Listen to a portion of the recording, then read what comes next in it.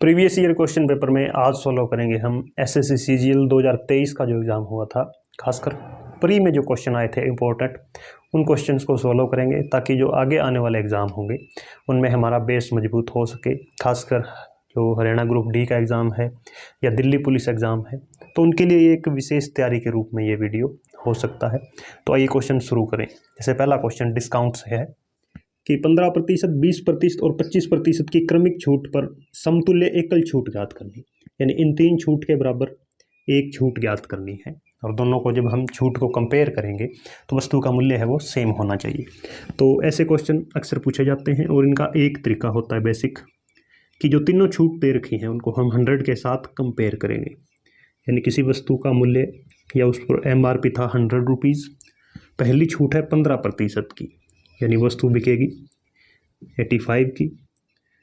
फिर से मूल्य है 100, दूसरी छूट है 20%, यानी वस्तु बिकेगी 80 की। और तीसरी छूट के बाद वस्तु हो जाती है 75 की। तीनों छूट को हमने 100 के साथ कंपेयर कर लेना है। अब हम इन्हें काट के छोटा कर लेते हैं। 5 पर कटेगा 20, 17, यानी पहली वस्तु 20 की थी, 17 की रह गई। ये भी 5 पर कटेगा, सॉरी इसको हम और आगे काट सकते हैं, 20 पर काट देते हैं 5, 4, इसको 25 पर काट देते हैं 4, 3। अब यहाँ जो कट रहे हैं वो काट देते हैं, तो 20 पंजे 100 और अंतिम मूल्य रह गया 51। तो कितने प्रतिशत की छूट दिखाई दे रही है? 49% की। तो ये फाइनल आंसर होगा। इस तरीके से डायरेक्ट आंसर जल्दी से जल्दी निकल आता है, तो ये आंसर हो जाएगा। अब दूसरा क्वेश्चन देखते हैं जो कि प्रॉफिट एंड लॉस से है। किसी वस्तु को 324 रुपये ज़्यादा में बेचने पर 16% हानि 20% लाभ में बदल जाती है। यानी यह कोई एक ऐसा मूल्य है जहाँ पर न लाभ है न हानि है, लेकिन पहले कितना हो रहा था इस पर? 16% की हानि थी और अब क्या मिल रहा है उसे? प्रॉफिट कितने का? 20% का। तो टोटल कितना मार्जिन हो गया यहाँ पर? 20% लाभ और 16% हानि, यानी कुल 36% का फर्क पड़ चुका है मूल्य के अंदर। क्यों पड़ा है? क्योंकि हमने वस्तु को 324 रुपये ज़्यादा में बेचा है, तो 36% की ही वैल्यू क्या हो जाएगी? 324। क्रय मूल्य ज्ञात करना है। क्रय मूल्य अपने आप में 100% होता है, तो यहाँ से हम सीधी 100% की वैल्यू निकाल देंगे। तो 1% की वैल्यू 324/36, 100% के लिए हम 100 से गुणा कर देते हैं। अब 18 पर कट रहे हैं दोनों, 18 दूणे 36 और 18 का स्क्वायर होता है 324, 2 निम्न 18, तो वस्तु का क्रय मूल्य आ जाएगा 900 रुपये। कुछ है क्वेश्चन ट्रिग्नोमेट्री से। जैसे तीसरा क्वेश्चन है secant A plus cos A बराबर है 32, secant square A plus cos square A का मान ज्ञात करना है। तो यहाँ हमें दे रखा है secant A plus cos A को हम क्या लिख सकते हैं? कोस को जब हम सीकेंट में चेंज करते हैं तो वो होता है 1/सीकेंट A, इसकी वैल्यू है 32। अब ये उसी फॉर्म में बन गया है, यानी x/1/x। और हमें ज्ञात करना है secant square A plus cos square A। Cos square को हम फिर से क्या बना सकते हैं? 1/सीकेंट स्क्वायर A। तो हमारे पास जो ये फॉर्मूला होता था इस सिचुएशन के लिए कि x प्लस 1/x की कुछ वैल्यू दी होती थी और हमें यह पूछ लेता था x square plus 1/x square. तो उसके लिए सीधा फॉर्मूला होता था p स्क्वायर माइनस 2। p यहाँ पर क्या है? 32 है, 32 का स्क्वायर हो जाएगा 1024, 2 घटाएंगे तो हमारा फाइनल आंसर आ जाएगा 1022। तो इस तरह से इसको हमें चेंज करके करना होगा। इसी तरह चौथा क्वेश्चन है secant A plus tan A equal 5 है। अकेले सीकेंट A की वैल्यू ज्ञात करनी है। तो ये तो सीधा फॉर्मूला बेस्ड क्वेश्चन है। Secant A plus tan A जब दिया होता है और हमें पता हो कि secant A minus tan A क्या हो जाएगा? ये हो जाएगा 1/5। और हमें दे रखा है secant A plus tan A equal 5, यानी ये चीज़ कहाँ से आई है? ये फॉर्मूला है इसका। तो दोनों को ऐड करेंगे तो सीकेंट और सीकेंट हो जाएगा 2 सीकेंट है, ये आपस में कट जाएगा, ये दोनों भी क्या हो जाएंगे, ऐड हो जाएंगे। 5 और 1/5 एलसीएम लेकर ये बनेगा 26/5, 2 से ये कटेगा 13 पर, तो सीकेंट ए की वैल्यू आ जाएगी 13/5, यही इसका आंसर है। इसी तरह 5वां क्वेश्चन है, ये a³ + b³ जो आइडेंटिटी होती है उस पर बेस्ड है, और उसकी आइडेंटिटी हम जानते हैं, या हम यहाँ लिख लेते हैं। a³ + b³ बराबर क्या होता है, ये होता है हमेशा a + b a² - ab + b²। तो ये आइडेंटिटी हम इसमें लगा देते हैं। तो पहले a + b है, तो हमारे पास हो जाएगा sin a + cos a bracket a का स्क्वायर sin का स्क्वायर माइनस ab, ये हो जाएगा sin a cos a plus b² cos² a, और नीचे क्या पड़ा है sin a plus cos a। तो sin a plus cos a यहाँ है और गुणा में है, इसका मतलब ये पूरा का पूरा कैंसिल हो जाएगा। क्या बचा है sin² minus sin a cos a plus cos²। sin² और cos² मिलकर 1 बन जाते हैं, तो 1 माइनस sin a और इधर है cos a, तो ये हमारा फाइनल आंसर हो जाएगा 1 minus sin a cos a। अगला प्रश्न पाइप और टंकी से कि P एक टंकी को 18 घंटे में और Q उसी टंकी को 24 घंटे में भर सकता है, दोनों मिलकर उसे भरने में कितना समय लेंगे। तो बिल्कुल बेसिक टाइप का क्वेश्चन, P को लगते हैं 18 घंटे, Q को लगते हैं 24 घंटे। तो हमें पहले यह मानना होता है कि कुल टंकी कितने लीटर की है, वो हम कैसे मानते हैं, दोनों का एलसीएम लेते हैं। तो 18 और 24 का एलसीएम होता है 72।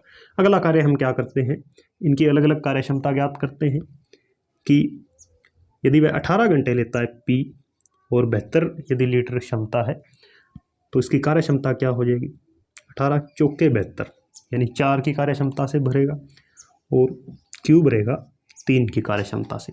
तो दोनों मिलकर, तो दोनों की कार्य क्षमता इकट्ठी क्या हो जाएगी 4 और 3 7। भरना कितने को है 72 लीटर को, मिलकर भरेंगे तो कितने घंटे लगेंगे 72/7, 10 दाए 70, 10 7 70 और 10 सही 2/7 घंटे, ये दोनों को मिलकर समय लेगा।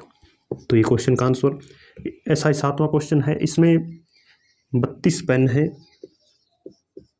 और 12 पेंसिल हैं, इनका मूल्य है 790 रुपये।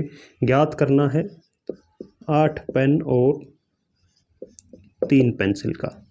तो इसमें अब हमें एक एक या अलग अलग इनका मूल्य निकालने की आवश्यकता नहीं है, क्योंकि एक चीज़ हम देख रहे हैं कि 8 का 32 कितना है 4 गुना है, इधर 3 का 12 कितने गुना है, ये भी 4 गुना है, यानी मूल्य के अंदर 4 गुना की संख्याओं के अंदर 4 गुना की गिरावट आई है।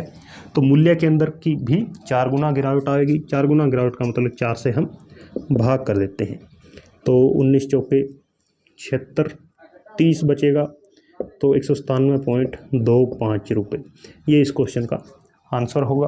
अगला क्वेश्चन ज्योमेट्री का है कि वृत्त के केंद्र और जीवा के बीच दूरी 24 सेंटीमीटर है, जीवा की लंबाई 14 सेंटीमीटर है, त्रिज्या ज्ञात करनी है। तो सबसे पहले हम एक सर्कल ड्रॉ करते हैं, एक जीवा है इसके बीच और जीवा की लंबाई है 14 सेंटीमीटर, और चीज़ दे रखी है कि वृत्त का केंद्र और केंद्र से जीवा के बीच दूरी, ये दूरी दे रखी है 24 सेंटीमीटर।